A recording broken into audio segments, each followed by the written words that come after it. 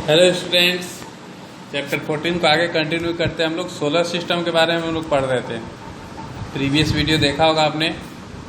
तो आज हम लोग सैटेलाइट्स के बारे में देखते हैं। सैटेलाइट्स, जिसे हिंदी में उपग्रह कहते हैं, the heavenly bodies that revolve around their respective planets are called satellite. वो हेवनली बॉडी जो कि प्लेनेट के चारों ओर चक्कर लगाती है अपने अपने प्लेनेट के, उसे सैटेलाइट कहते हैं। जैसे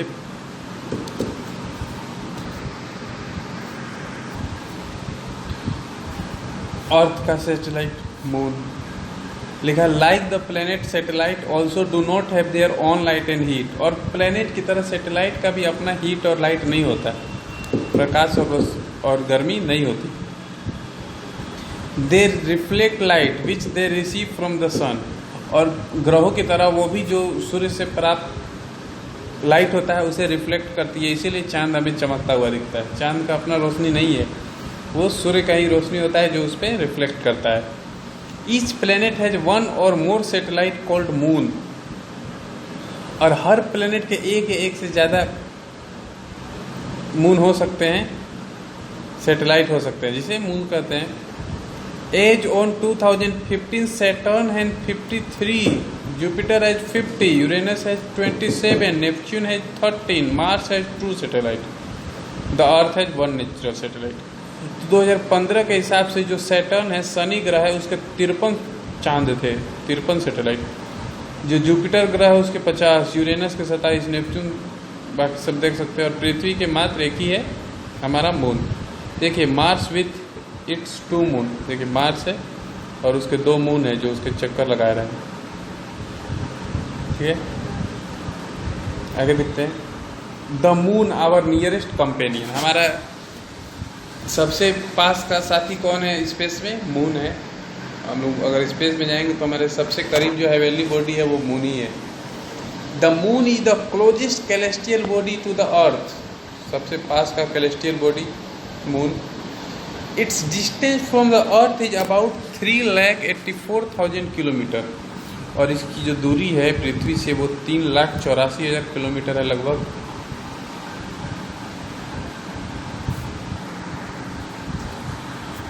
The moon also reflect light which it received from the sun। और जो मून है वो भी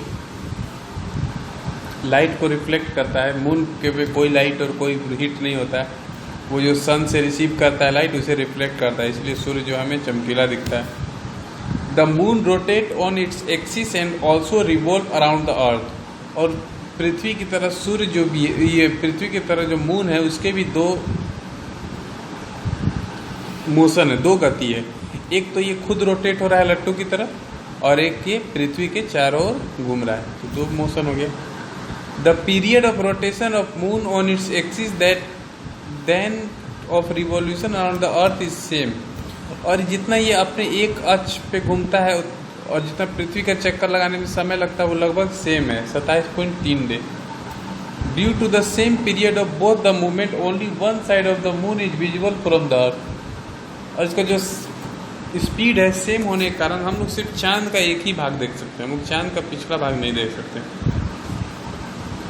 the other side always remain invisible, जो इसका दूसरा साइड होता है वो हमेशा गायब रहता है। The moon has a barren land comprising of plain, valleys and craters. और जो मून पे जाइएगा तो वहाँ पे बंजर ज़मीन है, सिर्फ कुछ नहीं, सिर्फ बंजर ज़मीन है जिसमें प्लेन है, मैदान भी है, वैली में घाटियाँ भी है, और क्रेटर्स बड़े बड़े गड्ढे भी है।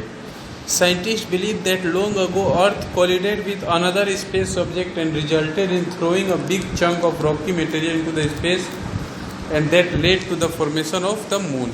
अब चांद कैसे बना? तो साइंटिस्ट मानते हैं कि अर्थ कोलिडेड विथ अनदर स्पेस ऑब्जेक्ट, पृथ्वी पे कोई दूसरा स्पेस से कोई ऑब्जेक्ट गिरा था, कोई उल्का पिंड, कोई क्षुद्रग्रह वगैरह, और पृथ्वी से एक बड़ा भाग, बिग चंक रॉकी मटेरियल का निकल कर स्पेस में चला गया और बाद में यह एक होकर मून का निर्माण हुआ। The moon does not have atmosphere around it. और चांद पे कोई भी वायुमंडल नहीं है। It becomes extremely hot during the day time in the light of the sun and extremely cold during night और इन शैडो। और दिन के समय में ये बहुत गर्म होता है क्योंकि वायुमंडल है नहीं, और रात के समय में बहुत ठंडा। The temperature may increase to more than 214 degree Celsius during the day. जो टेम्परेचर है दिन के समय 214 डिग्री सेल्सियस पहुंच जाता है, और रात के समय -184 डिग्री सी तक पहुंच जाता है, बहुत ही hard. Thus no life can possibly exist on the moon. इसलिए कोई भी जीवन संभव नहीं है मून पे, संभव ही नहीं है। 214 डिग्री दिन में रहेगा, तापमान कहाँ से रहेगा आदमी।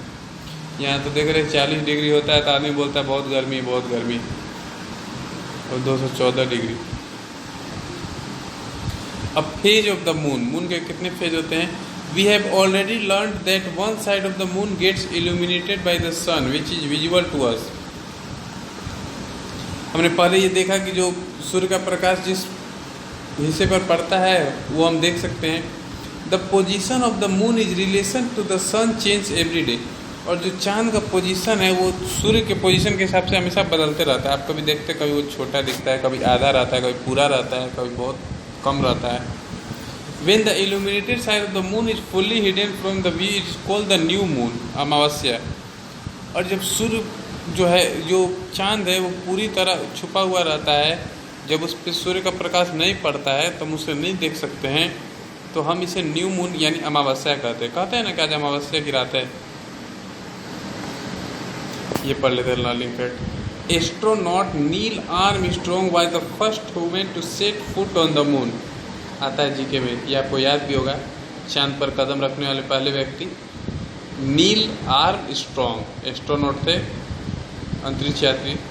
ही along with Edwin Aldrin landed the lunar module on Apollo 11 on the moon surface on July 20, 1969। उन्होंने एडविन एल्ड्रिन उनके साथ गए थे। उनके साथ 20 जुलाई 1969 को अपोलो 11 स्पेसशिप से वो लोग गए थे। उन्होंने कदम रखा था 20 जुलाई 1969 को। The visible portion goes on increasing gradually day by day after the new moon day. और जब अमावस्या आता है तो उसके डे बाई डे यानी दिन प्रतिदिन चांद का साइज है वो बढ़ते जाता है। At first the moon appear in crescent shape. पहले यह एक क्रिसेंट शेप यानी कि चांद के आकार वो होता है ना, वो उसकी तरह दिखता है। On 8 day full moon is completely visible after 15 day. On 8 day half portion of the moon come in our view. और जैसे ही अमावस्या के बाद 8वां दिन आता है तो हम लोग पूरा आधा चांद देख सकते हैं। The full moon is completely visible after 15 day when half of its revolution is completed. और 15 दिन के बाद हमें पूरा चांद दिखने लगता है, यानी कि वो फुल मून यानी Purnima. New moon Amavasya, full moon Purnima. The day when the moon is completely visible to us is called full moon day, Purnima. तो फुल मून डे कहते हैं पूर्णिमा, जब पूरा चांद दिखता है, गोल एकदम चांद। After this day the decline of the moon illuminated part start. और देखिए पहले अमावस्या पर शून्य रहता है, फिर शुरू होता है धीरे धीरे धीरे धीरे। 15 दिन बाद वो फुल होता है, फिर वो कम होना स्टार्ट कर देता है और फिर गायब हो जाता है, और फिर न्यू मून आ जाता है अमावस्या के दिन। देखिए ऐसे एक कैसे न्यू मून अमावस्या है, फिर इसके बाद थोड़ा बड़ा, फिर 8 दिन के बाद आधा हुआ, फिर थोड़ा बढ़ते बढ़ते फुल मून हुआ, फिर उसके बाद कम होते होते वो गायब हो गया। तो यही था। अब नेक्स्ट चैप्टर में हम लोग और पढ़ेंगे। ओके।